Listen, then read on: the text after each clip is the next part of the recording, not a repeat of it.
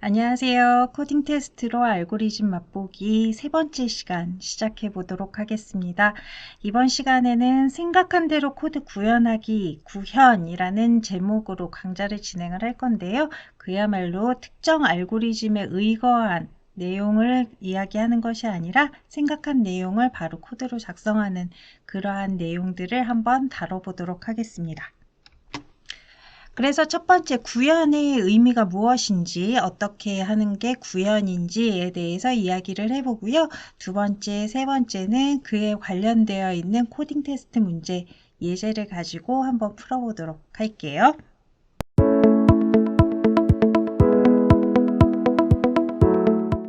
자, 그러면 구현의 의미를 좀 한번 살펴볼까요? 우선 보면 문제 해결 방법을 소스 코드로 표현하는 것을 우리가 구현이라고 정의를 할 수가 있어요. 자, 여기서 문제 해결 방법이라는 것은 앞에 차시에서 우리 알고리즘이라고 정의를 했었죠. 문제를 해결하는 과정, 방법, 요것을 알고리즘이라고 정의를 했었어요. 또 소스 코드로 표현하는 것은 뭐라고 이야기할 수 있느냐? 프로그래밍 언어를 이용해서 프로그램으로 작성하는 것을 의미를 해요. 자, 그렇다라고 하면 문제 해결 방법을 소스 코드로 표현하는 것이라는 이 문장은 이렇게 바꿔서도 이야기를 할 수가 있겠죠. 알고리즘을 프로그래밍 언어를 이용해 작성하는 것. 그래서 여러분들이 코딩 테스트로 알고리즘 맛보기라는 이 강좌에서 하는 것들은 모두 구현이라고 생각하셔도 돼요. 그런데 구현 중에서도 이런 경우가 있어요. 알고리즘 자체는 굉장히 간단해요. 그러니까 해답을 찾아가는 그 과정은 굉장히 간단한데 그걸 프로그램으로 작성하는 것이 굉장히 복잡한 경우가 있어요. 대표적인 예가 완전 탐색하는 방식이나 혹은 시뮬레이션 하는 것이 구현하는 게 복잡한 방법 중에 하나죠. 자, 이러한 것들은 보통은 파이썬을 사용을 하기 때문에 우리가 얘기할 수 있는 건데 라이브러리를 활용해서 해결을 할 수도 있어요. 자, 어쨌든 그럼 완전 탐색이라는 것은 무엇이고 시뮬레이션이라는 것은 무엇인가? 완전 탐색이라는 것은 우리한테 주어져 있는 데이터를 하나하나 일일이 탐색을 해본다라는 거예요.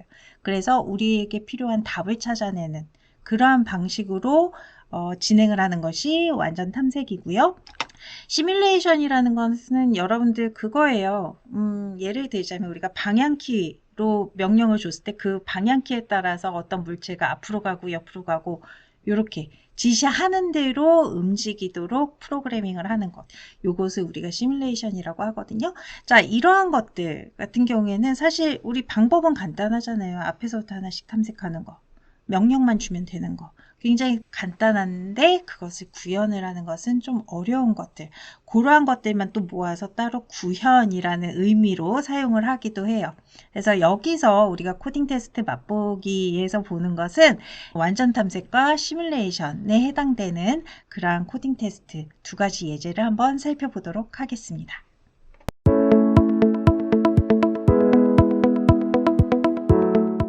자, 첫 번째 코딩 테스트는요, 문자열 재정렬이라는 제목으로 붙여보긴 했는데요.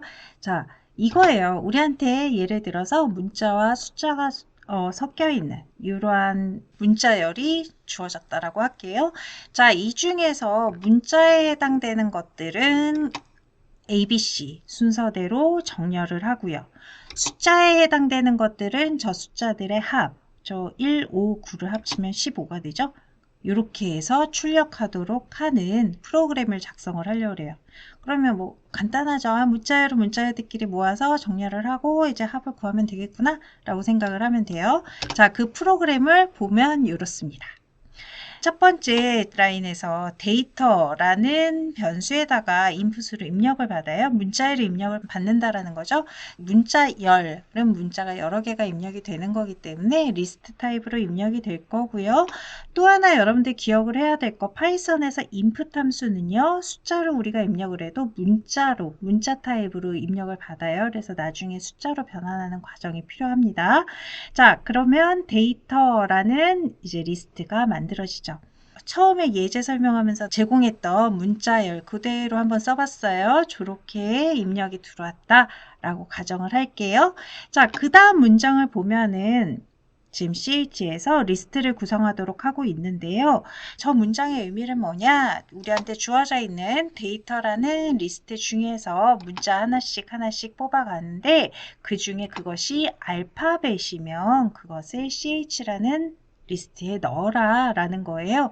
그렇게 되면 데이터라는 리스트 중에서 문자들만 찾아내서 CH라는 리스트를 만들어낼 수 있겠죠.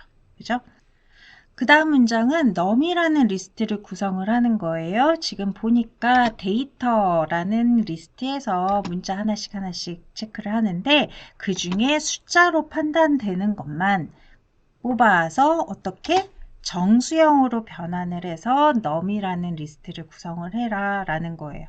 자, 그러면 데이터 리스트 중에서 숫자에 해당하는 것들을 찾아서 각각을 정수형으로 바꿔서 num이라는 리스트를 생성을 하게 되겠죠. 자, 이렇게 해서 만들어지게 되면 CH라는 리스트, num이라는 리스트가 만들어지게 되고 문자와 숫자로 구분이 되겠죠. 자, 그 다음 문장은 sum이라는 변수를 선언을 하고 0으로 초기화하는 거죠. 그래서 선언해서 초기화했습니다. 자, 이제부터 할 거는 문자열 정렬과 숫자의 합을 구하는 거예요. 자, 문자열 정렬하는 거 이렇게 포문을 이용을 하거나 여러 가지 방법을 이용해서 구현을 할 수도 있지만 다행히도 파이썬에서는 sort라는 메서드를 활용할 수 있도록 라이브러리가 제공되고 있는데요. sort라는 메서드는 우리한테 주어져 있는 문자열을 ABC 순서대로 오름차순으로 정렬해주는 메서드죠. 자, 그래서 그 다음 문장을 보니까 CH라는 리스트에 대해서 sort라는 메서드를 적용을 해줬어요. 그렇게 된다면 우리한테 주어져 있는 CH 저 리스트에 있는 문자열들이 ABC 순서대로 정렬이 재배열이 되겠죠. 그죠? 그래서 CH는 지금 정렬되어 있는 상태가 됩니다. 그 다음에 해야 될 거는 우리한테 주어져 있는 숫자의 합을 구하는 거예요. 우리가 포문을 이용해서 하면 되겠죠.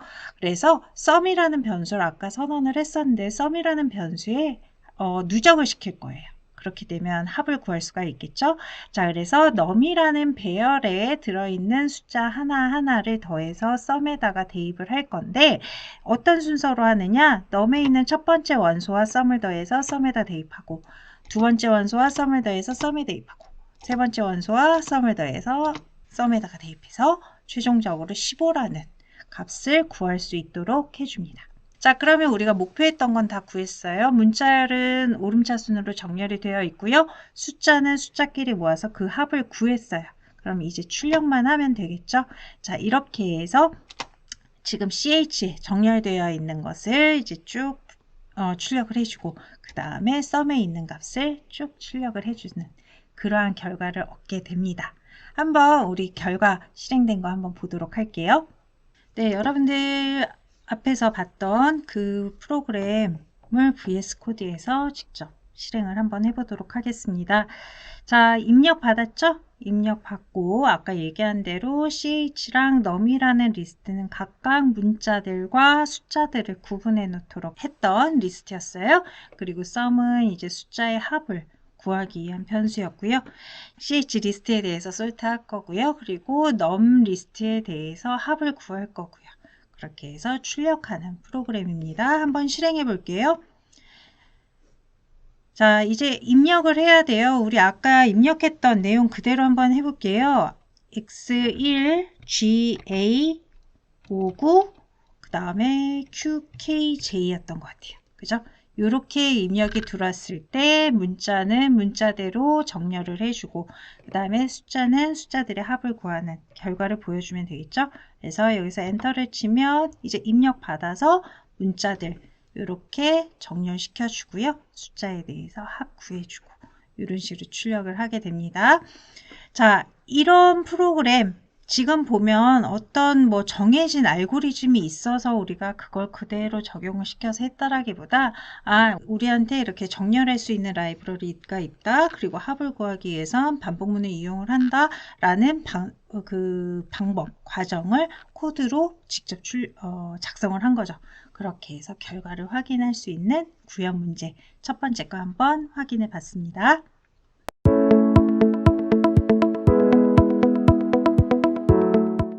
자, 두 번째 보려는 코딩 테스트, 구현에 관련된 코딩 테스트는 왕실의 나이트라는 제목의 코딩 테스트예요. 여러분들 체스에서 나이트라는 말이 있죠. 자, 나이트라는 이 말이 이동할 수 있는 방법은 두 가지라고 해요. 수평으로 두 번 이동했다가 수직으로 한 번 이동하는 거. 그거 하나. 그 다음에 또 하나는 수직으로 두 번 이동하고 수평으로 한 번 이동해서 최종 위치로 가는 거. 그렇게 두 가지가 있다라고 하네요. 자, 그렇다라고 한다면 4D 위치에 있는 나이트는 이동할 수 있는 위치의 경우의 수가 몇 개인가를 계산을 해보는 게 이번 코딩 테스트 예제가 돼요. 자, 그러면 지금 4D 위치에 있을 때는 처음엔 이렇게도 이동을 할 수가 있을 것이고 이렇게도 이동을 할 수가 있을 거예요. 그 외에도 지금 여러 가지 방향으로 이동을 할 수가 있어요. 자, 그러면 4D와 같이 이렇게 체스판 한가운데 있을 경우에는 이동할 수 있는 경우, 위치의 경우의 수가 많아지겠죠. 자, 그런데 그렇지 않고 뭐 4A의 자리에 있다라거나 혹은 1A의 위치에 있다라고 가정을 했을 때는 그 경우의 수가 또 달라질 거거든요. 그것을 계산하는 코딩 테스트 문제를 한번 풀어보도록 하겠습니다. 자, 그러면 왕실의 나이트라는 이 제목의 코딩 테스트 코드를 한번 보도록 할게요. 자, 이렇게 생겼어요.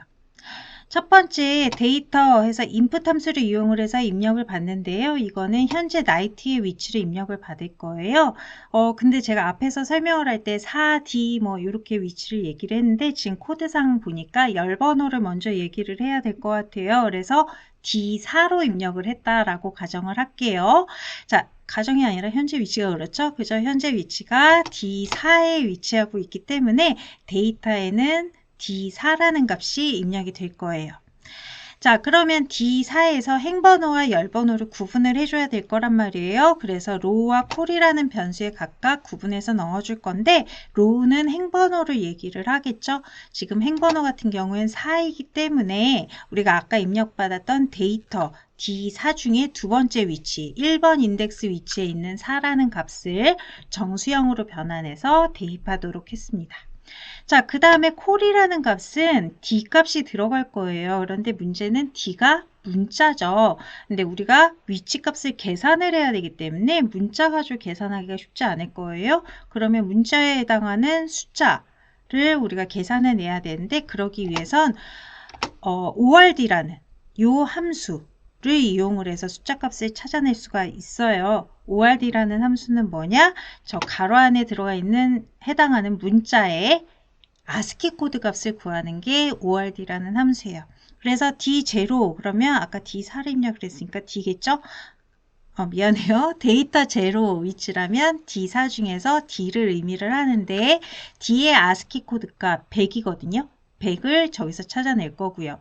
그 다음에 A라는 소문자 A ASCII 코드 값 97이거든요. 97. 그래서 100에서 97을 빼고 거기다 플러스 1을 하면 4가 나오잖아요. 자, 그 계산은 어떻게 되느냐? 지금 D의 저 위치를 보세요. A부터 해서 하나, 둘, 셋, 네 번째 있어요. 그 4를 의미를 하는 거예요. 그걸 계산해내기 위해서 A의 ASCII 코드 값도 이용을 했다라고 생각을 하면 됩니다. 자, 그래서 콜이라는 변수에는 지금 4라는 값이 들어가 있겠죠. 그래서 로우, 콜 모두 4가 들어가 있고 지금 현재 나이트의 값은 4행 4열 위치에 있다라고 생각을 하시면 돼요. 자, 그 다음에 스텝은요. 나이트가 어떤 위치에 있을 때 이동할 수 있는 방식을 표현을 해준 거예요. 순서상으로 행번호, 열번호, 행에 대한 이동, 열에 대한 이동의 표현이라고 생각을 하면 되는데 예를 들어서 나이트가 여기 있을 때 마이너스 1, 마이너스 2만큼 이동을 해라. 행으로는 마이너스 1, 그러니까 아래로 하나 이동하고 열로는 마이너스 2. 옆으로 2개 이동을 해라. 그러면 이렇게 이동을 하는 걸 의미하겠죠. 자, 그럼 또 하나 예를 하나 더 들어볼게요.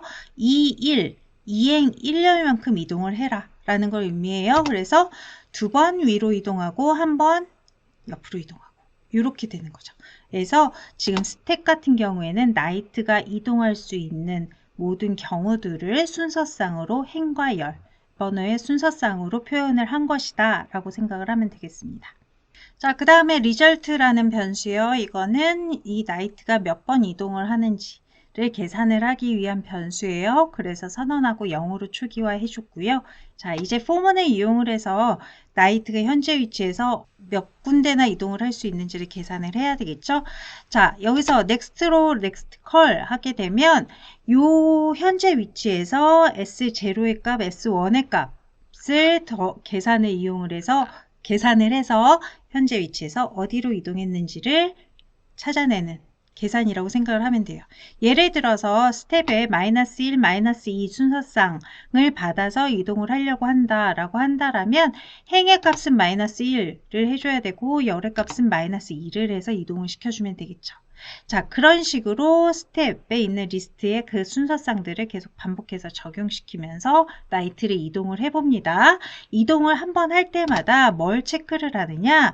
현재 이 나이트가 이 체스판을 벗어났는지 벗어나지 않았는지를 판단을 해줘야 돼요.